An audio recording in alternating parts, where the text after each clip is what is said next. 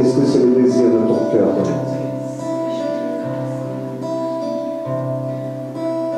Maranatha. Viens Seigneur, viens. Et prends-nous avec toi. C'est un chant prophétique. C'est un chant prophétique. Avons-nous ce désir? Avons-nous ce désir de mourir en nous-mêmes pour monter avec notre roi? Alors, si c'est vraiment ton désir, je l'espère de tout mon cœur pour toi.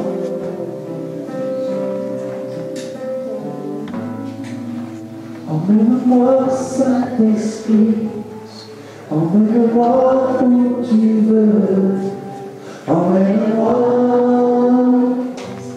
auprès de Jésus, emmène-moi, Saint-Esprit, emmène-moi où tu veux, emmène-moi auprès de Jésus. Emmène-moi, Saint-Esprit, emmène-moi où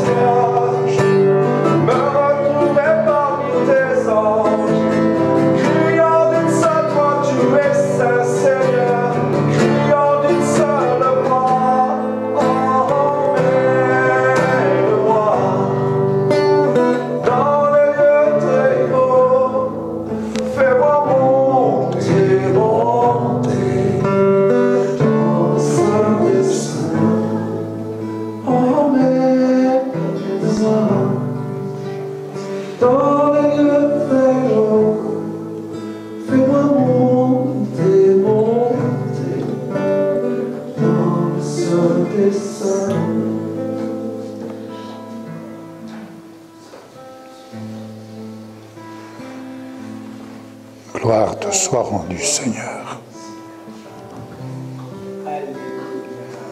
Merci pour ce libre accès que nous avons dans la salle du trône. Merci, notre Père, de nous accueillir dans la salle du trône avec Christ, le Christ glorifié.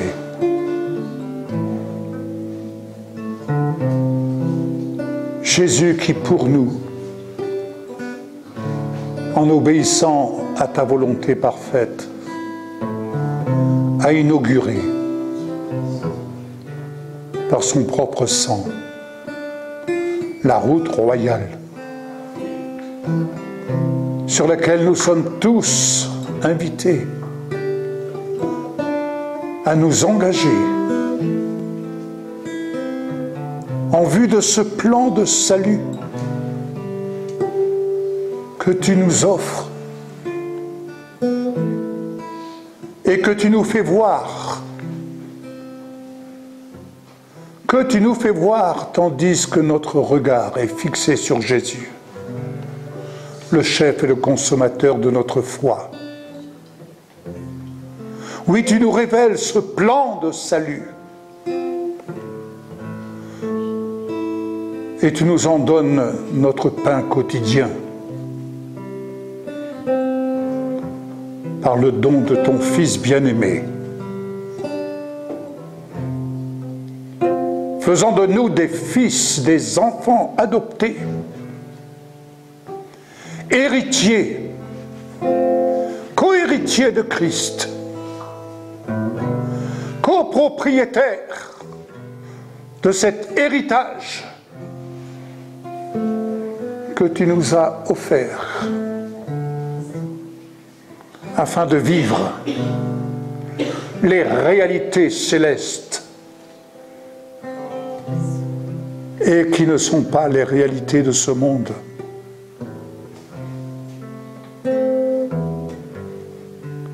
À qui d'autre irions-nous? Tu as les paroles de la vie.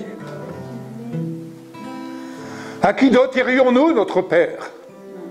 À qui d'autre irions-nous, Seigneur Jésus? Tu es le Christ glorifié.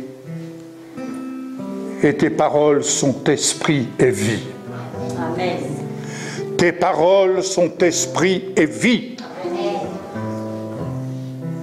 Oui, tu nous fais grâce de gouverner l'œuvre de tes mains. Et nous sommes l'œuvre de tes mains. Apprends-nous à gouverner notre vie, œuvre de tes mains, comme tu nous offres de la gouverner par ta parole.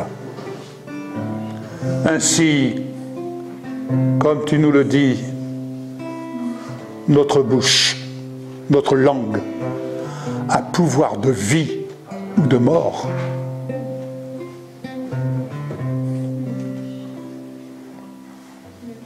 Ta parole nous donne la vie.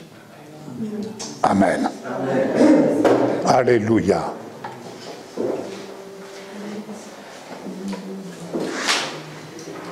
Je vais vous apporter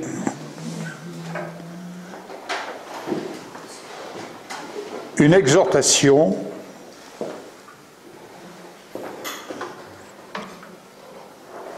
et cet après-midi, je laisserai le soin à Samuel, Dieu voulant, d'apporter ce que le Seigneur a mis sur son cœur.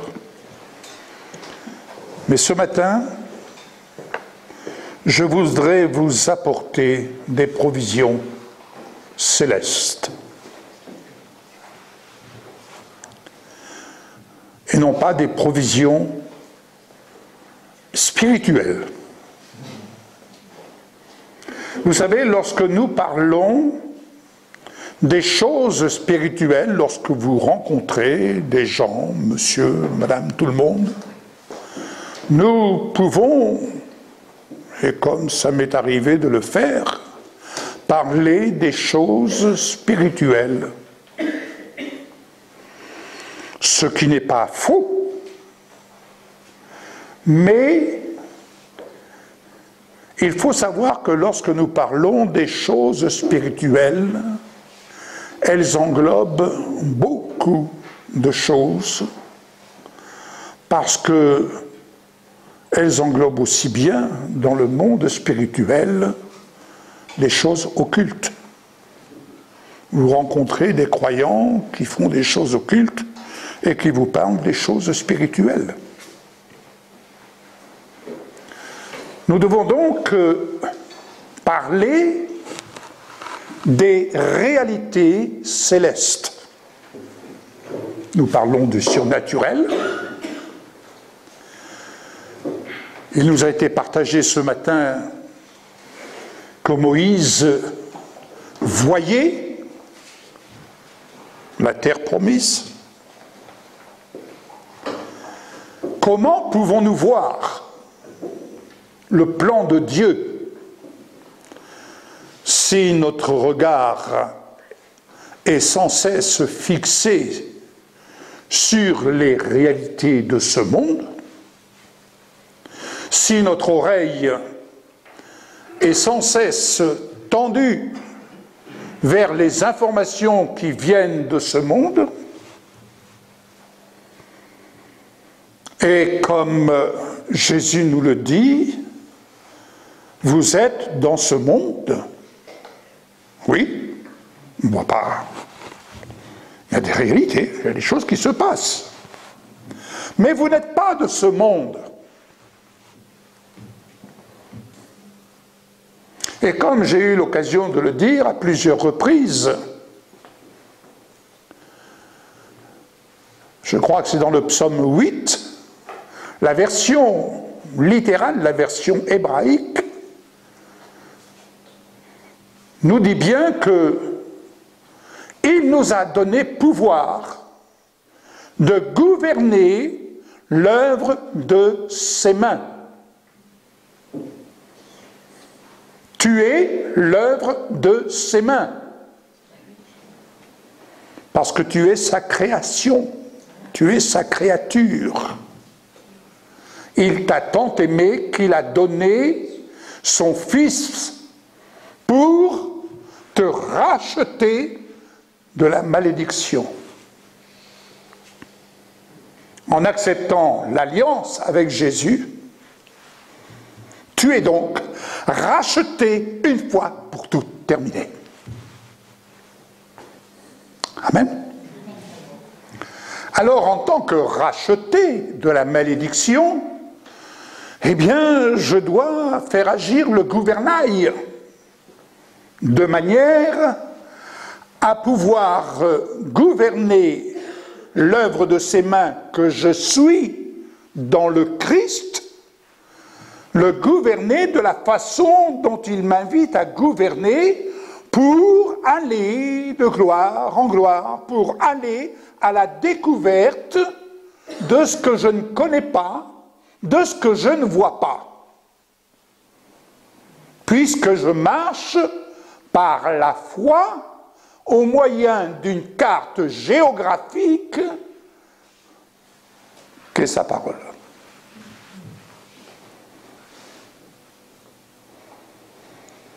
Le gouvernail n'est rien d'autre que la langue.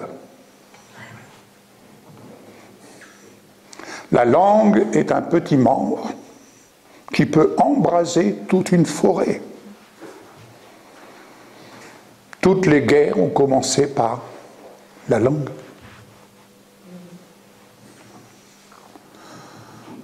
La plupart des problèmes que nous rencontrons commencent par la langue.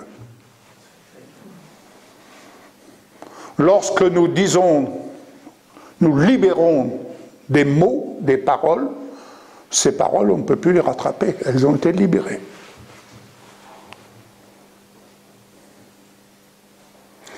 Nous devons donc veiller à exercer ce pouvoir de gouverner, nous devons donc veiller à faire usage de notre langue à bon escient.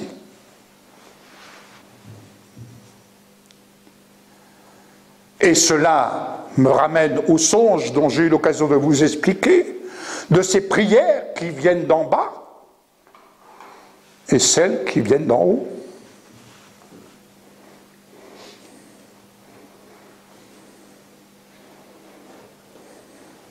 Alléluia. Bien-aimés, Matthieu, l'évangile de Matthieu, chapitre que vous connaissez très bien, que vous avez lu, relu, à partir du verset 5.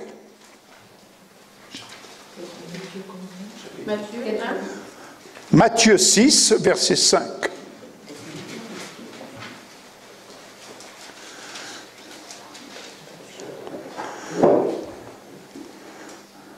Dans un des psaumes dont je n'ai plus la référence, je crois que c'est le psaume 91, on a parlé « Je suis à l'abri ». Je suis à l'abri du Très-Haut. En définitive, la version littérale veut dire, et nous dit explicitement, que nous sommes dans le secret de Dieu.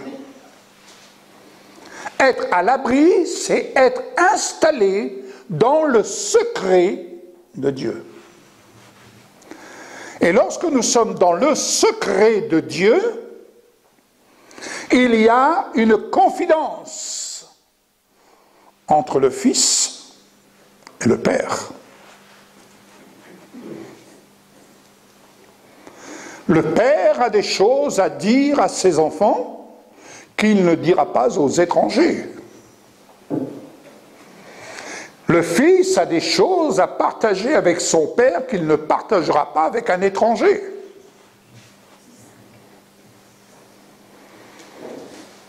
Quel est le degré d'intimité que tu recherches avec ton Père?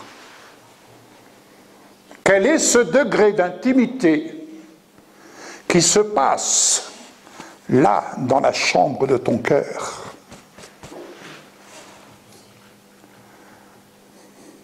Combien de croyants passent à côté de confidences? Et s'ils avaient été davantage dans la confidence avec le Père, bien des problèmes auraient été évités.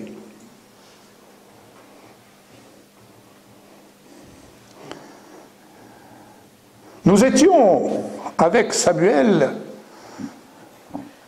et les frères, le frère et la sœur de Fanny, et nous avions un temps de prière. Et la pensée du Seigneur, en tout cas, une idée est venue à mon esprit, et je leur ai partagé. Je dis, savez-vous que le Seigneur nous offre avec abondance les provisions, ses provisions célestes. Mais que faisons-nous de ces provisions célestes? Je voyais du blé en abondance qui était déversé au compte de chacun. Et l'expression m'est venue, une expression que vous connaissez. Voilà du grain à moudre.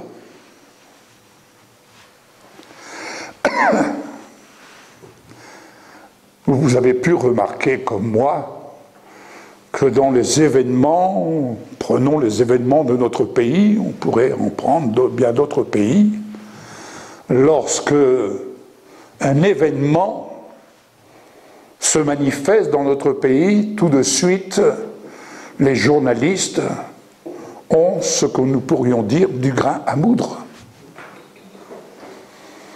Et ils vont moudre ce grain qui va influencer le comportement des gens de ce monde.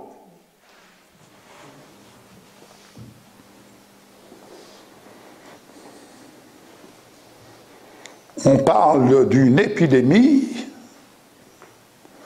tout de suite, il va y avoir du grain à moudre et cela va changer le comportement.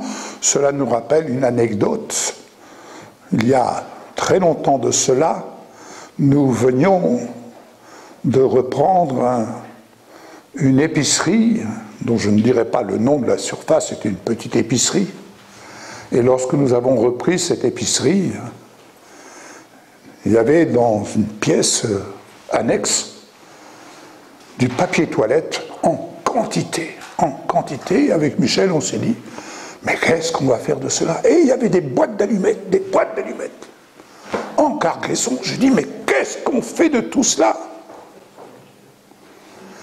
Et à cette époque, on n'a rien trouvé de mieux, l'idée de dire aux clients qui venaient, vous avez du papier toilette parce qu'il va y avoir une pénurie de papier toilette. Vous avez des allumettes parce qu'il va y avoir une pénurie d'allumettes. L'information était lâchée. Papier toilette, allumettes ont été vendus en quelques jours. On a dit à la personne qu'il fallait, dans la ville, dans le village, il y avait une personne à qui il fallait... Ah oui, il y avait une personne à qui il fallait lâcher l'information. On savait que le village allait être informé. Pour nous, c'était une bonne information.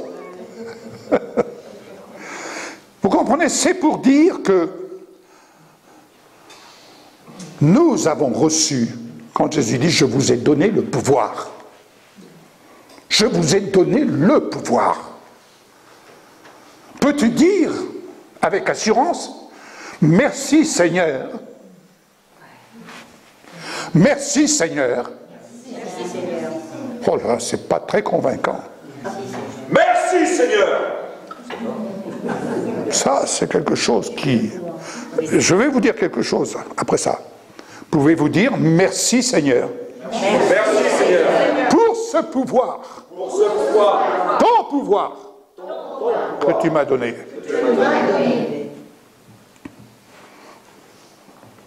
Je vais vous dire quelque chose par rapport à la parole et au son de la parole.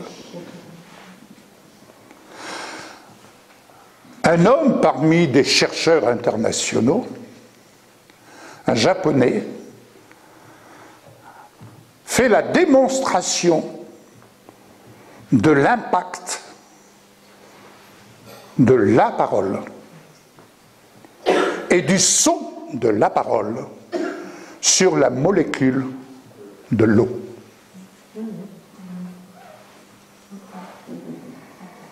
Entendu?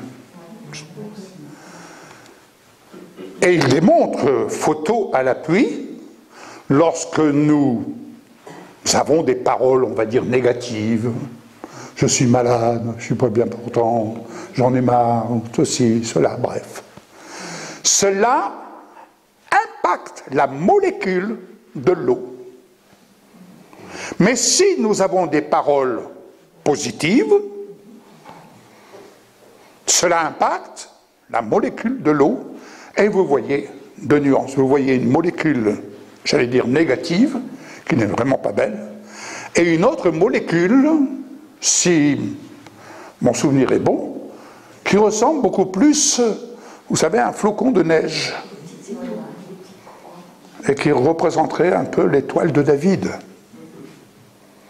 Et ce chercheur de dire, imaginez que dans notre corps, le pourcentage d'eau, je crois environ 70% d'eau que nous avons dans le corps. Imaginez l'impact de nos paroles sur notre corps. Il y a donc des gens qui se rendent malades par le pouvoir de la parole négative qu'ils proclament. Mon cancer, mes rhumatismes, mon arthrite, mon foie qui est, mon diabète. On ne dit jamais ça.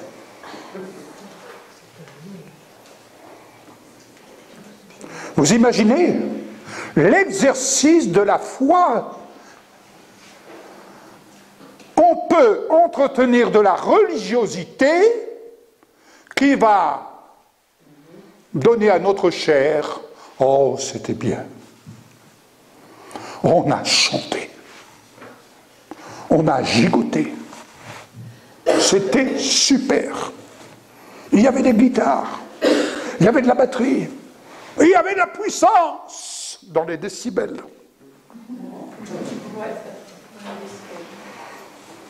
Mais où était la puissance dans la parole qui sort de ta bouche? Bien-aimés, ne rêvons pas, il faut sortir des illusions. Un réveil ne sera un réveil que s'il se passe dans ta propre vie.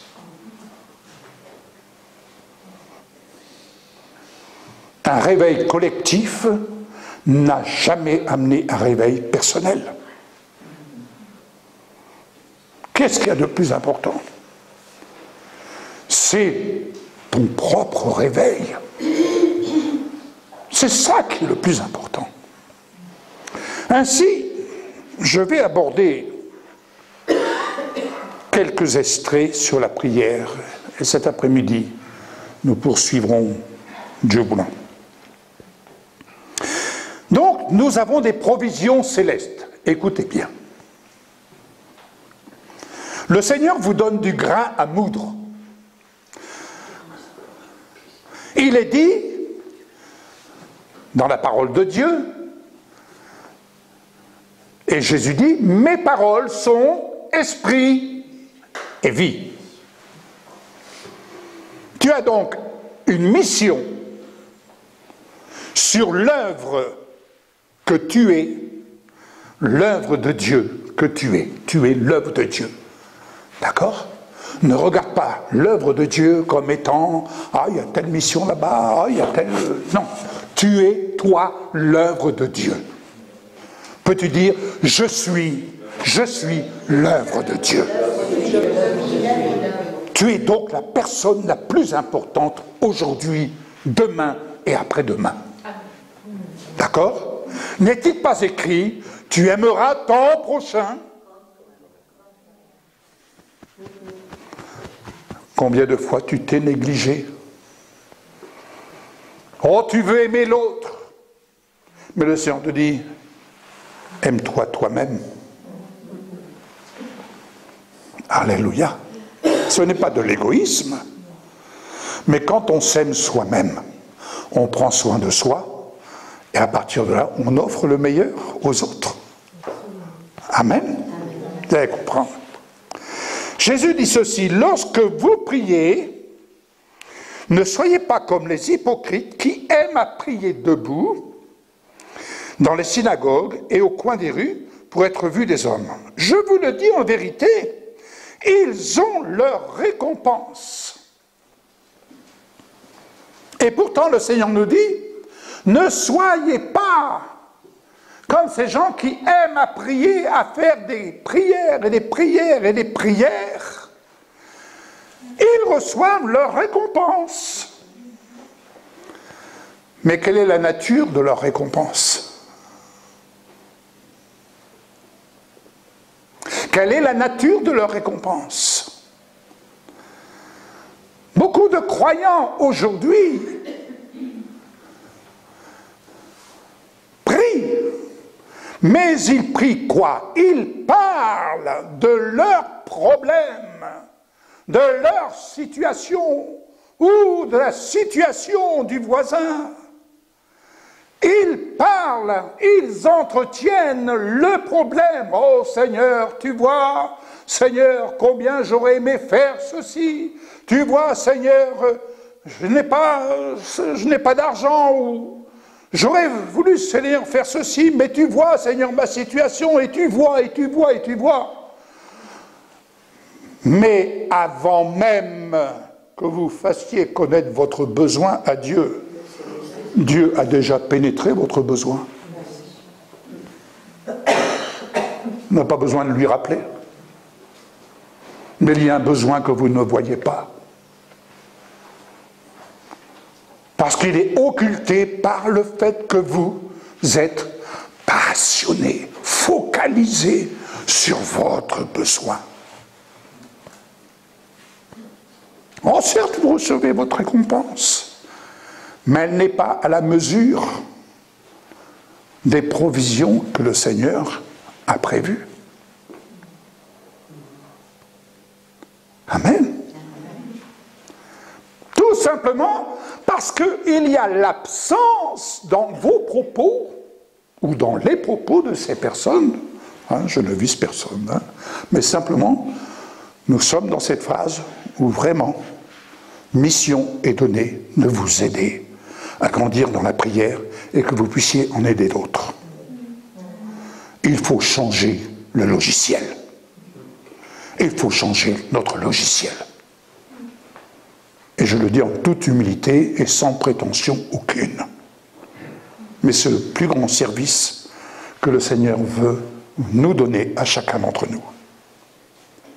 Il est important de faire usage de ce qu'est la justice que Dieu nous offre. Lorsque Paul nous dit dans la parole, il nous dit « Il nous a justifiés et ce qu'il a justifié, non pardon, il nous a appelés et ce qu'il a appelés, il les a justifiés et ce qu'il a justifiés, il les a glorifiés. » Il faut donc parler face aux situations qui nous environnent dans notre état actuel, état de résistance.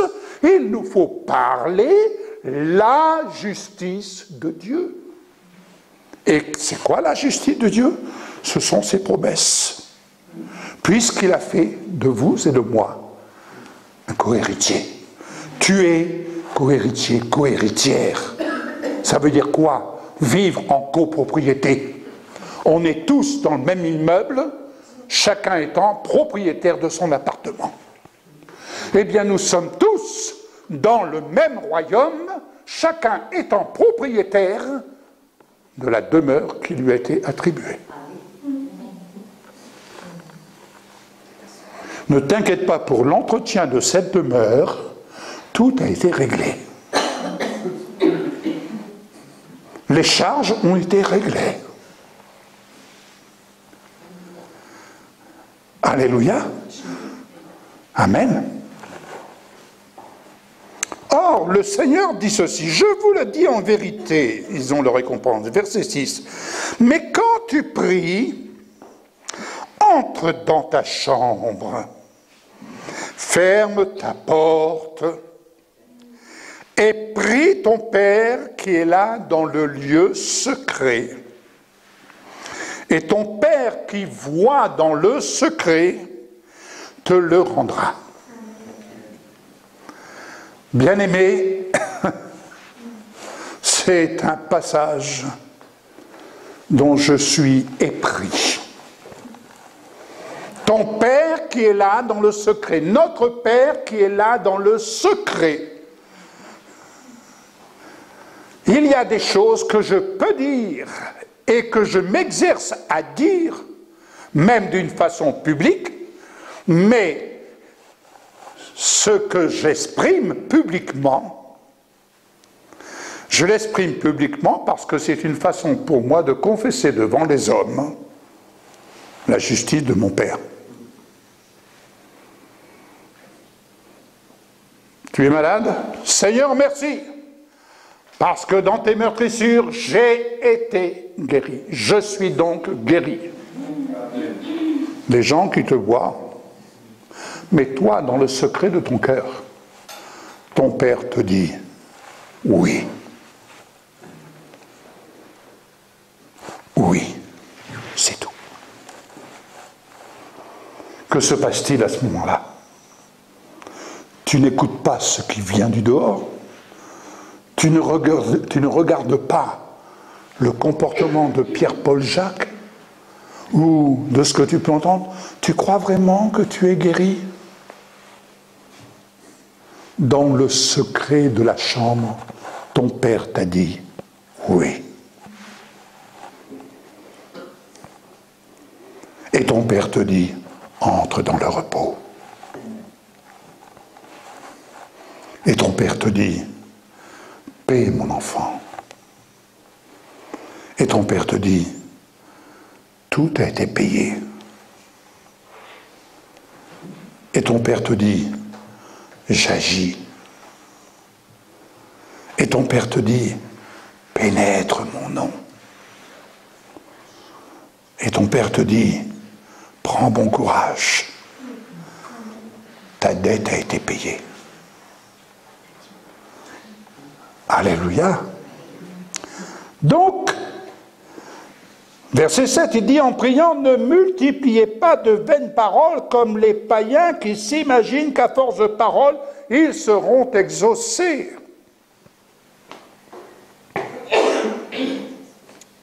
Ils s'imaginent qu'ils seront exaucés.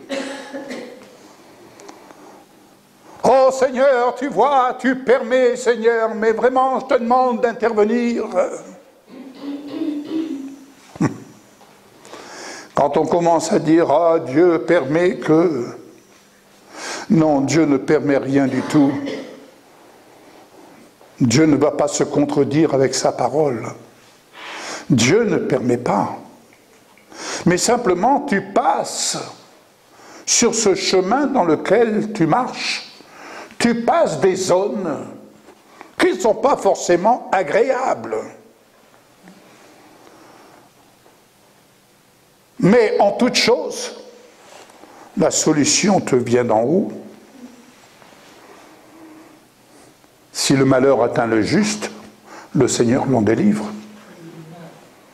Dieu ne t'a pas destiné à vivre 24 heures sur 24 dans l'ombre de la vallée de la mort.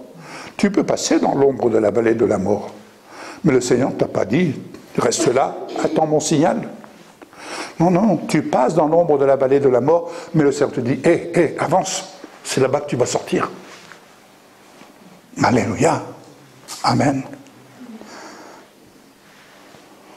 Alors, ne leur ressemblez pas, car votre Père sait de quoi vous avez besoin, avant que vous le lui demandiez. Autrement dit, le Seigneur a déjà pénétré votre besoin de demain. Il a pénétré votre besoin de demain, celui-là même que tu ne vois pas. Et demain, il y a un besoin qui se présente. Oh mince, je n'y avais pas pensé. Ah Seigneur, je ne comprends pas. Pourquoi cela m'arrive? Pourtant, j'ai fait ceci. Pourtant, Seigneur, je crois. Le Seigneur ne te dit pas de ne pas croire. Il te dit simplement de lui faire confiance. Alors, le Seigneur va dire, voici comment vous devez prier. Alors là, nous entrons dans le cœur du message. Nous sommes dans le secret de Dieu. Tu es dans le secret de Dieu. Hier, nous avons eu, dans notre partage avec Annette et Jacques, et Annette nous a partagé quelque chose, ce n'est pas le sujet du message, ça mérite qu'on y puise. Mais voyez-vous, Job était dans le secret de Dieu. Et pourtant, combien de fois on a pris ce passage?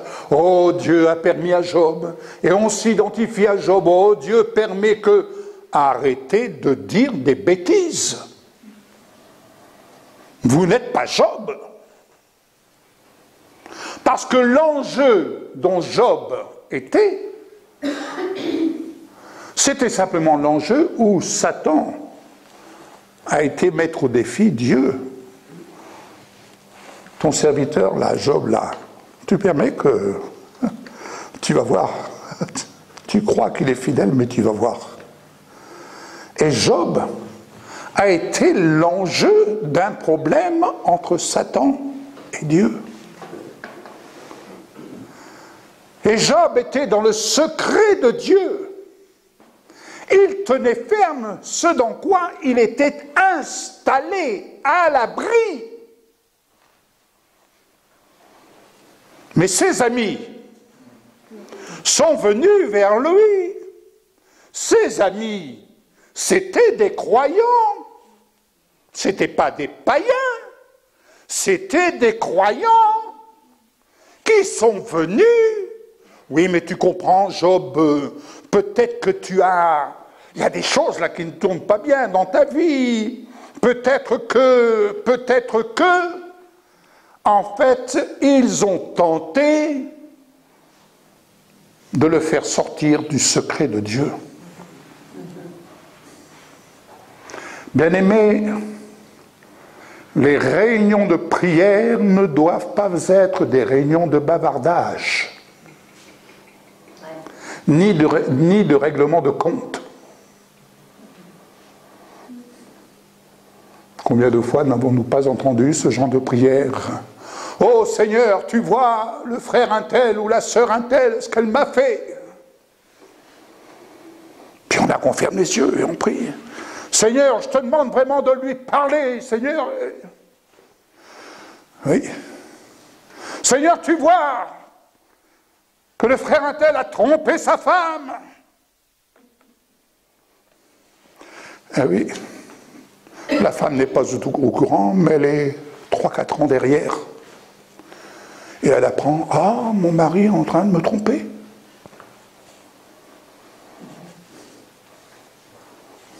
Est-ce que vous comprenez? On s'imagine. Attention. Les réunions de prière doivent être des réunions où nous venons pour monter à la rencontre de notre Père et vraiment entrer dans le secret de Dieu, prier pour soi-même. Vous pouvez regarder votre besoin, mais le Seigneur a déjà pénétré votre besoin. Vous pouvez regarder votre porte-monnaie vide. Oh Seigneur, tu vois les factures, Seigneur, et tu vois ceci. Oui, mais le Seigneur dit tout ça. Je t'ai mis les provisions, je t'ai mis tout ça à tes pieds. Vous voyez, ces requêtes-là. Le Seigneur a déjà pénétré tout ça. Vous voyez? Le Seigneur a mis ça sous ses pieds. Merci Seigneur. Pour ces besoins, tu les as déjà pénétrés et tu y as déjà répondu. Alors, quel est notre besoin? Quel est votre besoin? C'est d'être au-dessus de ce besoin que vous voyez. Mais pour être au-dessus, vous avez besoin de parler ce que vous êtes. Tu as besoin de parler ce que tu es en Christ. Parle de ce que tu es en Christ. Permettez-moi. Oublie ton passé. Là, c'est une conjugaison. Oublie ton passé. Qu'il soit simple ou composé. Vous pouvez l'écrire. Qu'il soit simple ou composé. Mais participe au présent.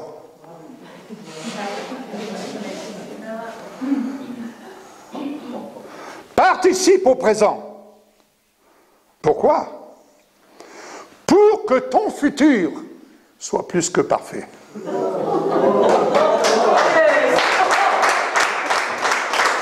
C'est beau, hein? Je répète. Vous voulez bien? Écoutez, on va faire une confession de foi. Vous voulez bien? Vous allez répéter après moi. J'oublie mon passé. Qu'il soit simple ou composé. Je participe au présent. Pour que mon futur soit plus que parfait. Alléluia! Oh! Je suis sûr que vous allez retenir cela. C'est ça que ça a trouvé dans la chambre l'autre jour. Amen. Amen. Donc, je suis.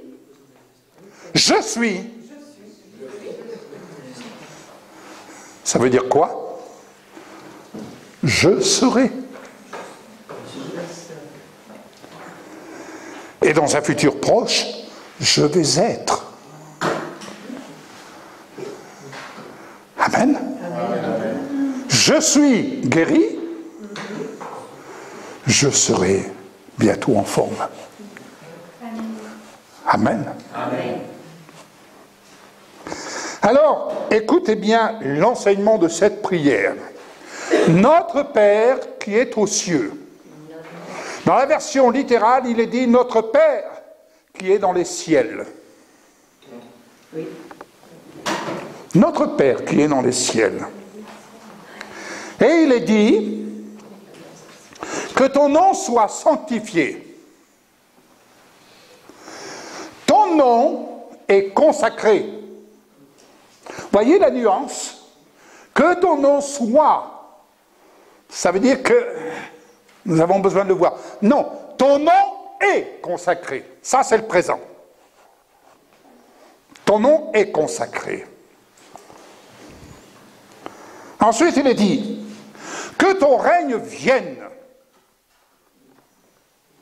Non. Que ton règne vienne, ça veut dire, Seigneur, j'espère que ça va bientôt arriver. Non. Ton règne vient.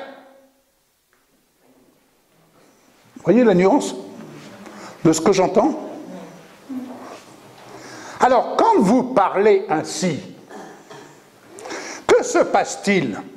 Quand vous parlez la parole, que vous vous identifiez à la parole, même si une petite voix vient vous souffler, tu crois vraiment que... Oui, je crois. Tu crois vraiment que tu es... Oui, je suis. Je ne dis pas de mensonge.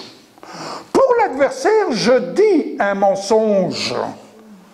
Mais pour Jésus, je dis la vérité.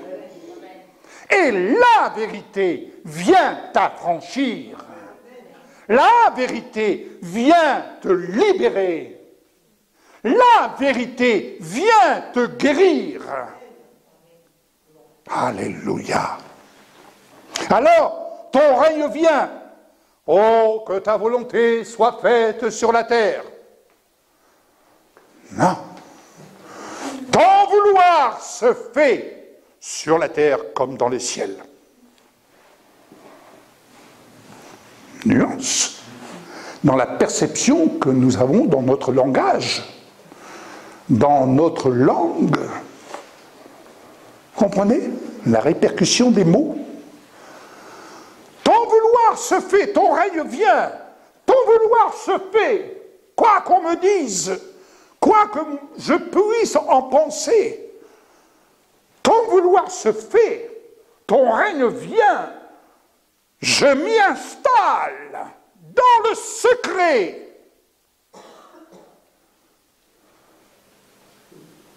Il y a beaucoup de croyants, mais pour reprendre une expression, Samuel, que tu as partagée dans l'un de tes derniers messages, partagé ici,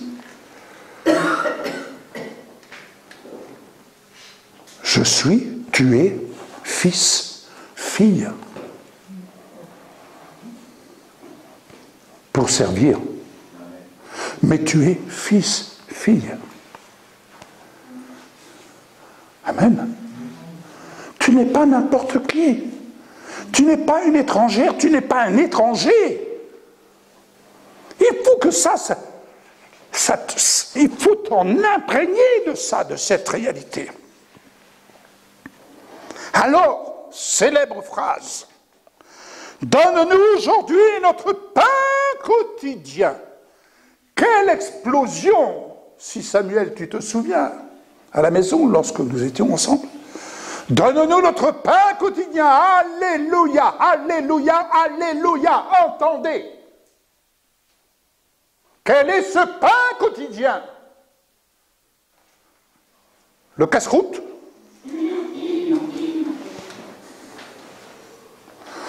Tu as le pouvoir, par le moyen de la prière, de moudre le blé sais que sont les promesses de Dieu à ton encontre, de murmurer, de méditer, de parler, et quand tu parles, tu es en train de moudre, de moudre, de moudre, de moudre le blé, de moudre les promesses de Dieu, de moudre la parole qui est esprit et vie et qui va te permettre de te nourrir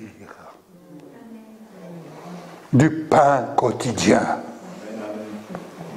Tu nourris ton esprit, tu nourris ton âme, mais tu nourris ton corps et l'eau de ton corps. On entend le son et les paroles qui vont provoquer la vie dans ton être.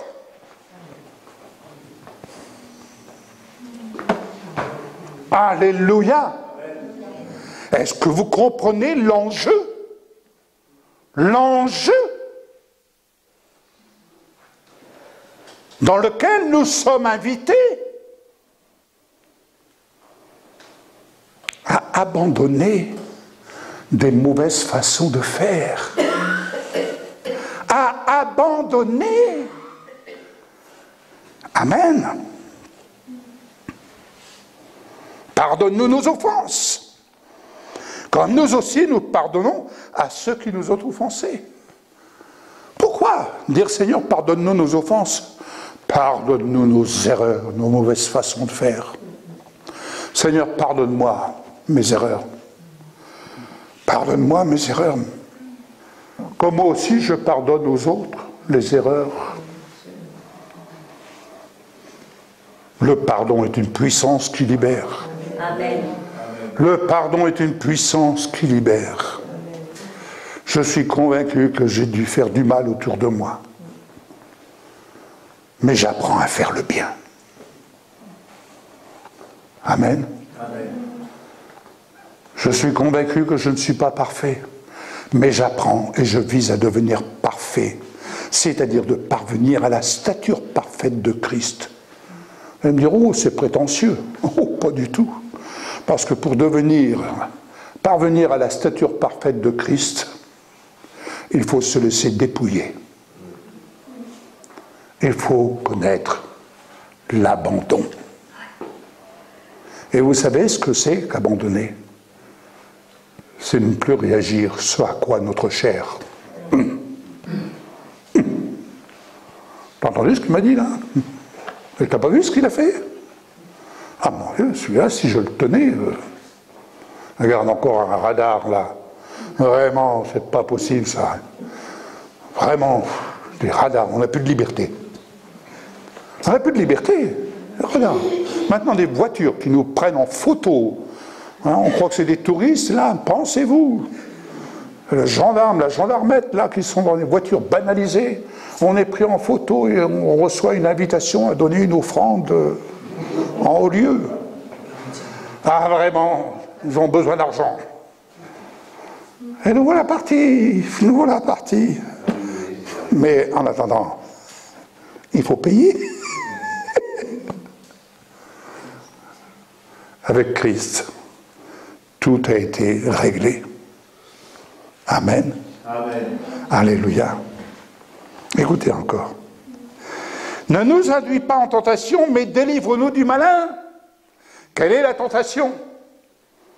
La tentation, c'est d'abandonner. La tentation, c'est de dire, j'en ai marre. La tentation, c'est de dire, oh, puis je pensais lui donner tant, et puis, oh, avec ça, il y en a assez.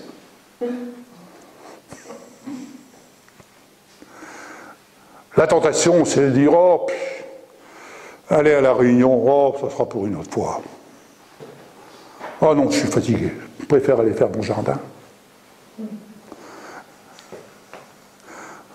Il y a bien des tentations. La tentation est toujours accompagnée d'excuses pour justifier. Mais Seigneur, délivre-moi de cela. Délivre-moi de cela. Car c'est à toi qu'appartiennent dans tous les siècles le règne, la puissance et la gloire. Alléluia. 1 Corinthiens, Jean 17, 26. Je vais conclure cette première partie ici. Poursuivrai cet après-midi. Vous avez déjà de quoi méditer. 17, 26. C'est Jésus qui parle dans sa prière sacerdotale. Au verset 24, on va lire « Père, je veux que là où je suis, ce que tu m'as donné soit aussi avec moi, afin qu'ils voient ma gloire. » Afin qu'ils voient ma gloire. Afin qu'ils voient ton plan. Afin qu'ils voient la place que je leur ai donnée. Afin qu'ils voient au-delà de ce qu'ils peuvent voir dans ce monde, mais qu'ils voient les réalités célestes. Tel est le céleste. Tels sont les célestes. Nous devons donc entretenir, bien-aimés, notre relation céleste en nous affectionnant aux choses d'en haut. C'est quoi s'affectionner aux choses d'en haut? C'est pas simplement « Oh, j'ai vu, le Seigneur m'a montré ». S'affectionner aux choses d'en haut, c'est s'affectionner aux promesses que le Seigneur est venu nous livrer d'en haut. Rendez-vous compte, Jésus a été envoyé de son trône de gloire dans une nature comme la nôtre pour nous livrer l'héritage. Mais à quoi passons-nous notre temps, bien-aimés? Avouons, à quoi passons-nous notre temps? Je lisais tout dernièrement un livre, le conte de Zinzendorf, parmi les héros de la foi, dans les années 1700. Ce conte qui a préféré délaisser, je dirais, ce qu'il représentait dans la société bourgeoise de son temps, pour aller répandre la bonne nouvelle. Il a été combattu parce que son objectif, c'était que des missionnaires partent. Son objectif, c'était que la parole, invitant les cœurs à être réceptifs au Saint-Esprit, à quitter ce qui était en son temps, à quitter le côté traditionnel où tout était programmé, mais ici s'attachant à l'œuvre du Saint-Esprit dans le cœur. Combien sont morts pour s'être engagés jusqu'à ce que la parole parvienne aux Indiens en leur temps. Elles parviennent au Danemark. Elles parviennent dans les pays de l'Est. Elles parviennent parce qu'il y avait pour objectif que les maisons de prière soient actives. Et de ces maisons de prière, le Saint-Esprit choisissait des missionnaires qui acceptaient de partir. Vous comprenez l'enjeu des maisons de prière? Je vous en parlerai cet après-midi. Soyez tous là cet après-midi. Vous comprenez l'enjeu des maisons de prière? Ce n'est pas un petit enjeu. Il y a une différence entre faire des grands rassemblements, béni soit le Seigneur, mais il y a aussi des différences, car depuis plus de 100 ans, pendant 100 ans, ces maisons de prière ont fonctionné. Sur 12 enfants, il a perdu 9 enfants. Il a perdu femmes. Ils ont perdu des missionnaires qui sont morts, très jeunes. Certains diront, oh, mais vous croyez que c'était le plan de Dieu? Le plan de Dieu, c'était que la semence parvienne Vous comprenez? C'était que la semence parvienne. Où sont ces missionnaires? Comment sont-ils soutenus? Aujourd'hui, un missionnaire, il veut la sono, il veut l'orchestre, il veut tout ça. Mais la question se pose, où est le Saint-Esprit?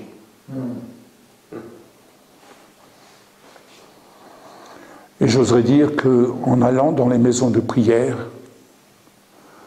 n'est-ce pas là le temps où le Saint-Esprit veut reprendre sa place dans chaque famille? Ou est-ce que le Saint-Esprit serait présent uniquement le dimanche ou lors d'un rassemblement? Oh, j'étais là-bas, il y avait la présence de Dieu.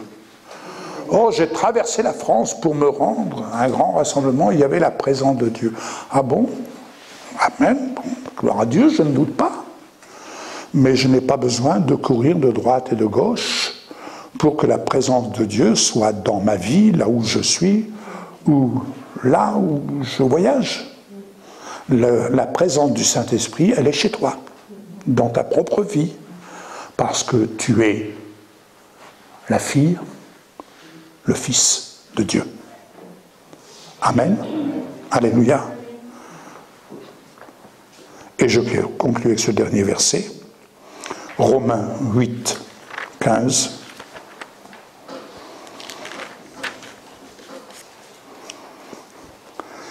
Car, verset 14 même, car tous ceux qui sont conduits par l'Esprit de Dieu sont fils de Dieu. Car tous ceux qui sont conduits par l'Esprit de Dieu sont fils de Dieu. Et vous n'avez point reçu un esprit de servitude pour être encore dans la crainte. Vous entendez? Mais vous avez reçu un esprit d'adoption par lequel nous crions « Abba, Père !» Peux-tu dire « Mon Père » ? Peux-tu dire « Mon Père » ? Je suis ton enfant.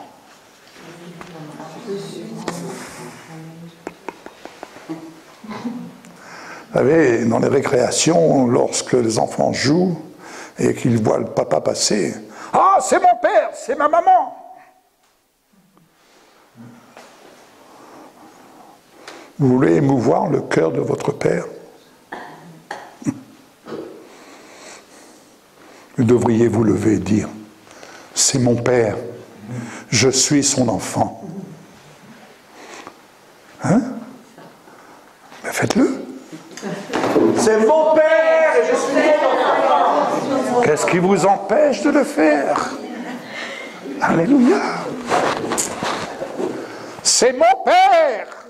C'est notre Père. Je suis dans le secret de mon Père. Je suis dans le secret de mon Père. Mon papa m'aime. Mon père m'aime.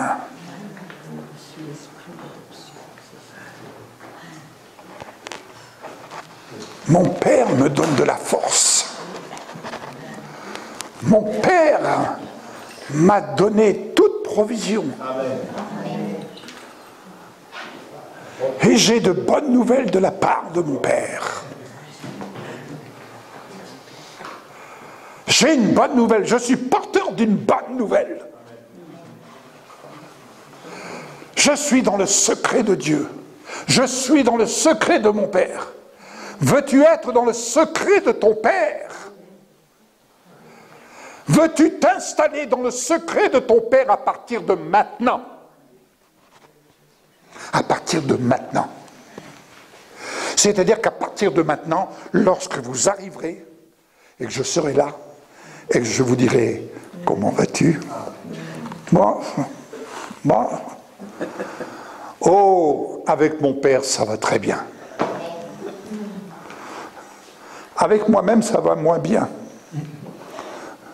Mais c'est tout simplement parce que l'Esprit de Dieu, l'Esprit de mon Père est en train de me travailler. Ah, je dis toi aussi, tu es en train d'être dépouillé. Ah, ben gloire à Dieu. Tu es en train d'être déchargé. Tu es en train d'être déchargé pour pouvoir être en mesure de monter lorsque tu entendras l'ordre de ton Dieu, de ton Père, qui te dira, comme il est des gens, monte ici. Et tu vas monter dans la salle du trône, transformé, et tu vas en redescendre pour libérer les bénédictions. Amen. Amen. Alléluia. Je vais demander à Michel de venir clôturer par la prière. Elle a été bénie. Amen.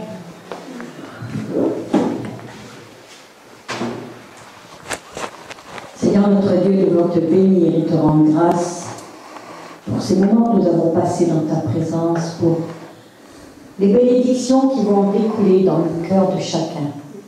Nous croyons, Seigneur, que tu as impacté les cœurs ce matin. Et nous voulons te dire merci, Seigneur.